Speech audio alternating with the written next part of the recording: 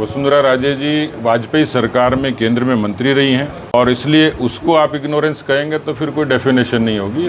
विषाद तो मेरे मन में भी हो सकता है, लेकिन पार्टी ने मुझे एक प्रदेश की भूमिका दी है तो सोच समझ के ही दी है।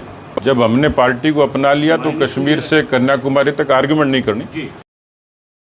आपकी परिभाषा है, वसुंधरा राजे जी वाजपेयी सरकार में केंद्र में मंत्री रही हैं, वो लोकसभा और विधानसभा में अनेक बार सदस्य रही हैं, 2 बार मुख्यमंत्री रही हैं और इसलिए उसको आप इग्नोरेंस कहेंगे तो फिर कोई डेफिनेशन नहीं होगी। और ये 2024 जो आपने इलेक्शन लड़ा 25 सीटों पर, पार्टी किसी को भी कैंडिडेट ने इनवाइट नहीं किया कि वसुंधरा राजे को कहीं आपने स्टार प्रचारक में रखा, ना वसुंधरा राजे किसी पे गई, सिर्फ झालावाड़ को उलझ के रह गई, तो इग्नोरिंग तो है सर।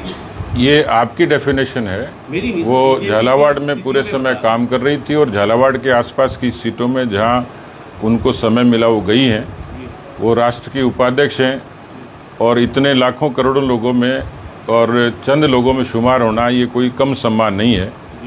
आज ये विषाद तो मेरे मन में भी हो सकता है, लेकिन पार्टी ने मुझे एक प्रदेश की भूमिका दी है तो सोच समझ के ही दी है। अब मैं उसमें से ये निराशा व्यक्त करूं कि मुझे पार्टी ने राजस्थान में क्यों कुछ नहीं दिया, तो ये मायने नहीं रखता है। जब हमने पार्टी को अपना लिया तो कश्मीर से कन्याकुमारी तक आर्ग्यूमेंट नहीं करनी। कश्मीर से कन्याकुमारी तक और कच्छ से कामरूप तक पार्टी जो भूमिका दे वो हम लोग सहर्ष स्वीकार करते हैं और उसमें काम करते हैं। अगला कोई बोले।